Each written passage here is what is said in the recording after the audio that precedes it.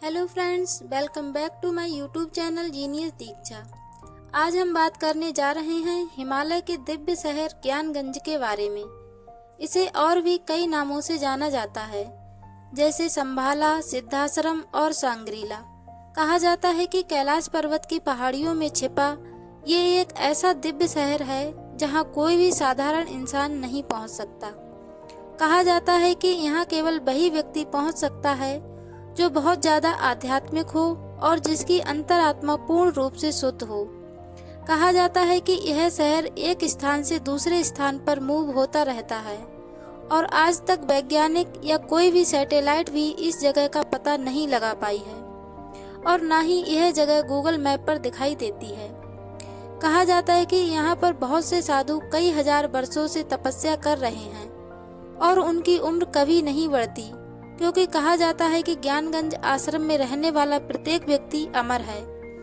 कहा जाता है कि यहाँ रहने वाले लोग हमारी दुनिया के लोगों से कहीं ज़्यादा एडवांस हैं और वे दूसरे ग्रह के लोगों से आसानी से बात कर सकते हैं और उनकी भाषा समझ सकते हैं। इस सिद्धाश्रम में रहने वाले योगियों के पास ऐसी ऐसी शक्तियाँ हैं जिनसे वे पल भर में एक स्थान से दूसरे स्थान पर जा सकते हैं और साथ ही एक समय में 2 स्थानों पर भी उपस्थित हो सकते हैं। इस स्थान का जिक्र हिंदू धार्मिक ग्रंथों, वेद, पुराण और महाभारत में भी मिलता है। कहा जाता है कि भगवान विष्णु के 10वें अवतार भगवान कल्कि का जन्म भी इसी स्थान पर होगा और फिर वे कली राक्षस को मारकर कलयुग का अंत करेंगे, जिनमें उनका साथ 7 चिरंजीवी देंगे।